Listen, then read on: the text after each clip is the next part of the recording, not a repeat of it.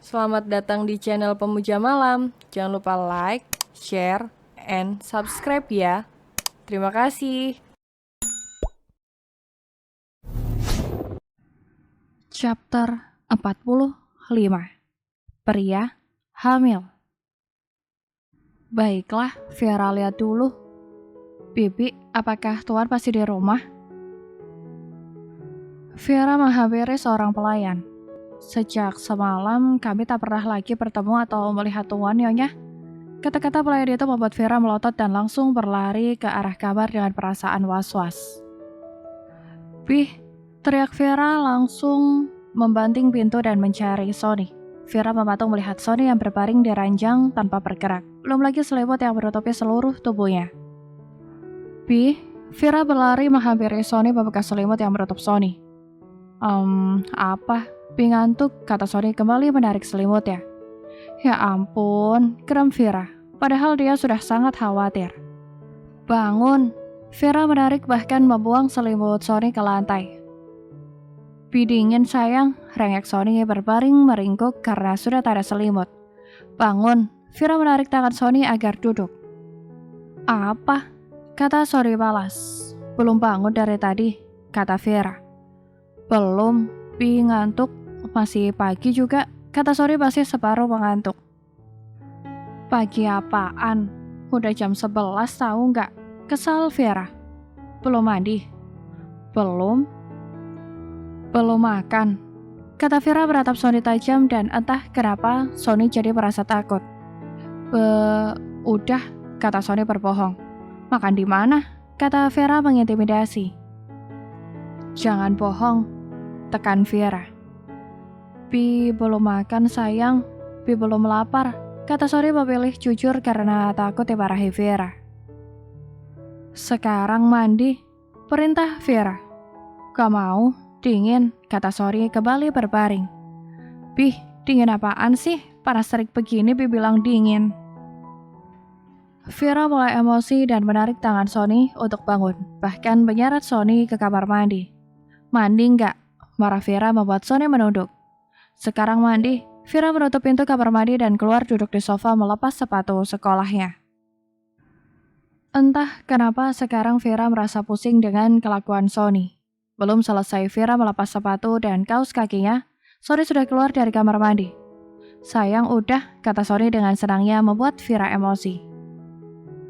Bih, teriak Vera menarik telinga Sony, lalu kembali menyeret pria itu ke kamar mandi, mengambil shower dan menyiram kepala Sony dengan air. Dingin sayang, kata Sony mencoba kabur tapi apalah daya, Vera memegang tangannya.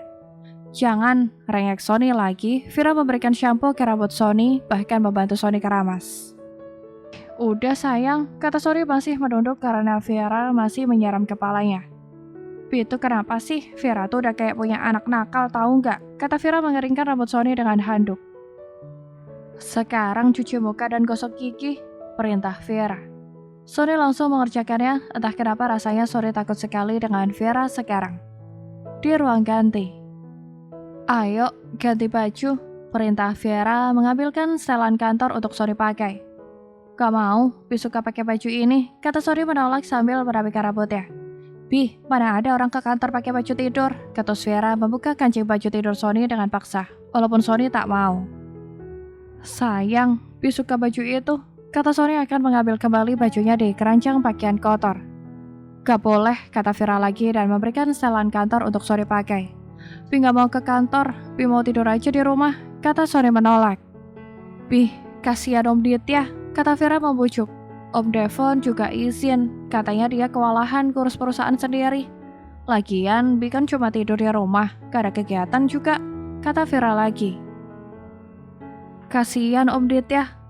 Iya, kata Sony akhirnya mau, dan segera mengganti bajunya. Vera juga membantu Sony berpakaian.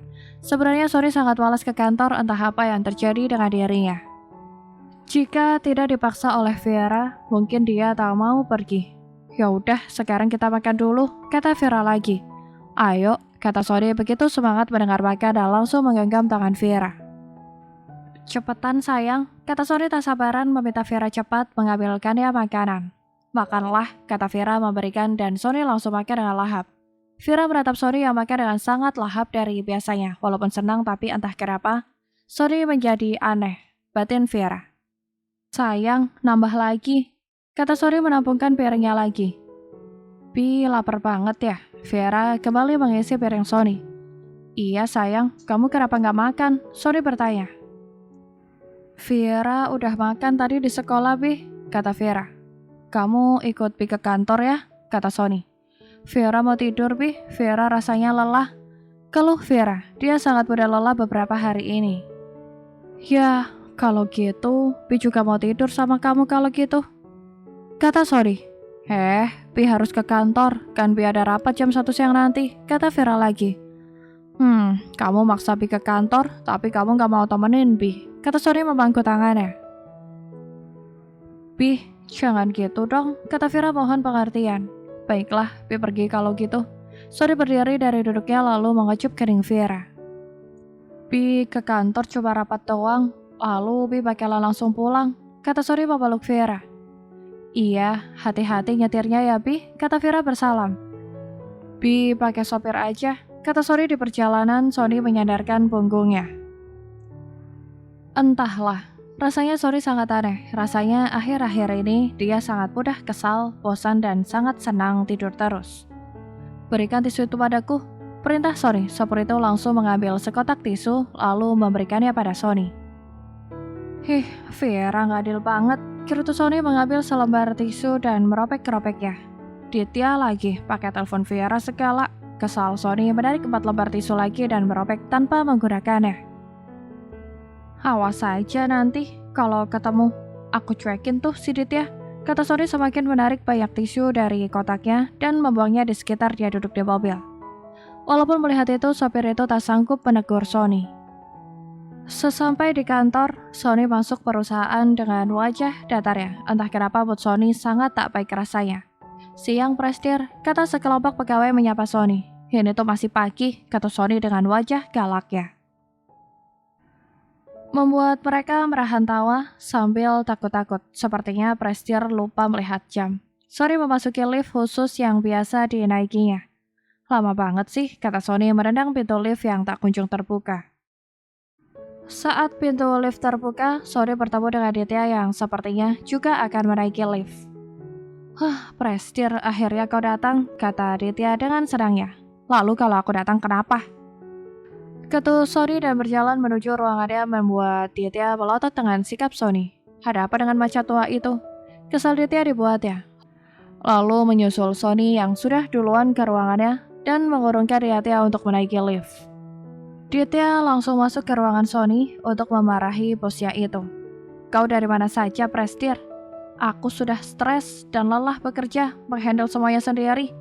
Keluh Ditya duduk di kursi depan meja kerja Sony dan Sony juga duduk di kursinya sambil membaca dokumen di mejanya. Tidur, kata Sony dengan santainya. Setumpuk dokumen mendarat di wajah Sony. Apa? Tidur? Aku sudah separuh mati rasanya mengerjakan semua tugasku. Tugas kau dan ditambah lagi tugas Devon. Dan kau seenaknya tidur. Apa kau mau membunuhku? Kesal Ditya. Wajarlah Ditya marah kalau Sony sakit atau ada keperluan lain. Mungkin Ditya bisa toleransi. Lah ini macan tua malah tidur. Dasar, macan tua nyebelin tahu nggak? Umpat Ditya terang-terangan. Maafin aku Ditya. Entah kenapa aku beberapa hari ini suka tidur terus. Mohon Sony sambil menjelaskan semuanya dengan merengek. Membuat Ditya yang tadinya marah malah tertawa. Apalagi menatap Sony yang memohon dan sepertinya takut pada Ditya, entah apa yang terjadi dengan macan tua itu. Kenapa dia jadi suka merengek, seperti nyonya kecil? Ditya geleng-geleng kepala. Baiklah, pelajari tuh dokumen buat meeting 1 jam lagi. Aku mau istirahat dulu. Ditya menuju sofa di ruangan Sony dan rebahan sambil memejamkan mata. Sony mempelajari dokumen itu sebentar, lalu kembali membangunkan Ditya lagi, yang rebahan di sofa ruangannya. Ditya, bangun, kata Sony duduk di sofa dekat kaki Ditya.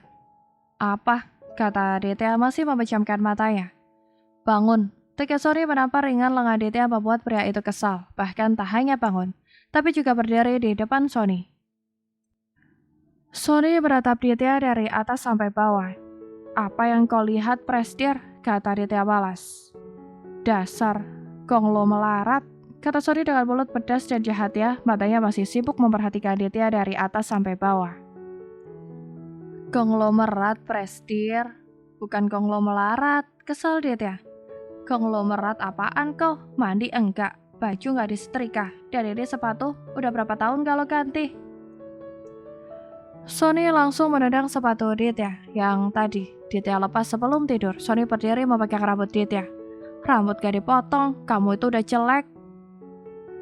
Tambah jelek lagi dengan tampilan begini, kata Sony dengan mulut pedasnya itu. Buka jas kamu sekarang.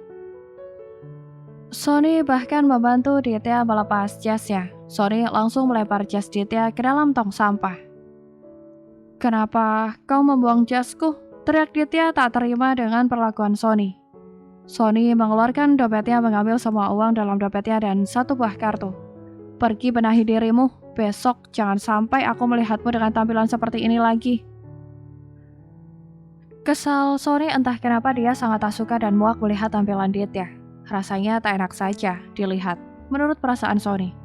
Bukannya Ditya tak membenahi dirinya agar nyaman dilihat. Namun pekerjaan yang sedari tadi begitu banyak menumpuk membuat Ditya harus mondar-mandir ke sana kemari. Apalagi dia yang langsung rebahan di sofa tanpa melepas jasnya. Makanya, rambutnya selain sudah agak panjang pun jadi terlihat tidak rapi dan bajunya menjadi kusut seperti tidak disetrika. Wah, kau benar-benar baik, Prestir. Baiklah, aku akan shopping seharian ini dan memanjakan diriku. Kata Ditya senang kembali mengambil sepatunya yang tadi ditendang Sony. Sekalian ya, Prestir, perusahaanku juga kau handle sehari ini saja. Kata Ditya dengan senangnya. Begitulah Sony dan Ditya. Bukan hanya Ditya yang ikut mengurus perusahaan Sony, tapi juga sebaliknya. Cepat pergi sebelum aku berubah pikiran, kata Sony yang sedang membaca dokumen di meja kerjanya. Melihat itu Ditya jadi kesal. Kenapa Sony jadi sangat cuek? Dan yang paling nyebelin mulut pedasnya itu loh. Dasar pria hamil, kata Ditya spontan karena setahu Ditya hanya orang hamil yang sikapnya begitu tak menentu. Ditya menutup pintu Sony dengan sangat keras dan kasar sampai Sony kaget dibuatnya. Hamil, kata Sony mengulangi perkataan Ditya dan dengan bodohnya dia menatap perutnya. Bersambung.